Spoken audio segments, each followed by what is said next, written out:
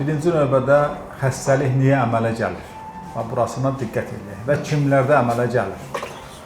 Xəstəlik autoimmun zob xəstəliyi, yəni ondan sonra boğulmalar, ürək döyünmələr və boğaz nahiyəsinin daimi açıq olması hissi o adamlarda əmələ gəlir ki, o adamlar qeyri-düzgün qidalanır. Əgər siz gündəlik qidalanmağınızda şirniyyatlara üstünlük verərsinizsə, sənaye məhsullarına üstünlük verərsinizsə, biz sizə nə qədər də şeylər yazsaq, siz düzəlməzsiniz. Yəni, özümüzü nə biz sizi alladaq, nə siz bizi alladaq. Ona görə ki, birinci növbədə bu xəstəlik insana qidalanmanın pozğunluğundan başlayır.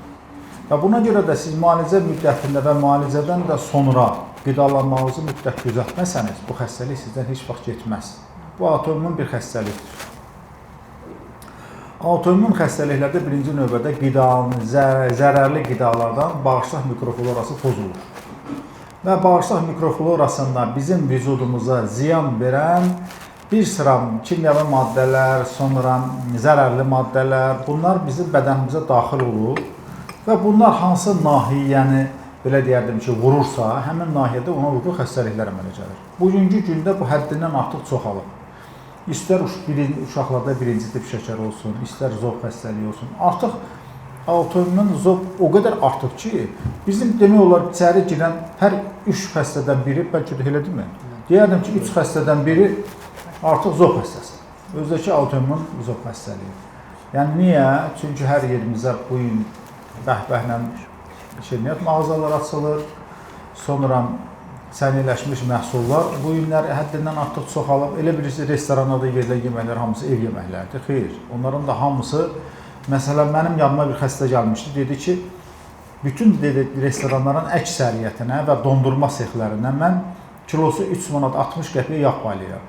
Özdə deyib, bildiyim nə qədər bərk gedən restoranlar var ki, onların deyir, hamısını mən o yağdan verirəm. Yəni, bunlar hamısı özləri yemək almırlar ki, bunu insanlara yedizdirirlər. Bəli, palma yağını alırlar və bu palma yağını da başqa bitkilərlə qarışdırıb spirt formasına salınır. Bu həmin şirkətdə işləyir. Şirkətin adını deyir, hamınız bilirsiniz. Azərbaycanda ən məşhur şirkət. Və bu bütün marketlərə, belə deyərdim ki, restoranlara, mağazalara paylayır. İnsanlarımız da sonuçta budur. Yəni, gündən günə insanlarımıza xəstəliklər artır. Bizim müalicələri almaqla paralel. Əgər siz qida rasionunuza diqqət eləməsəniz, heç o düzəlməz. Ona görə də təzədən təkrar başlayın və qidalanmağınıza da diqqət eləyin.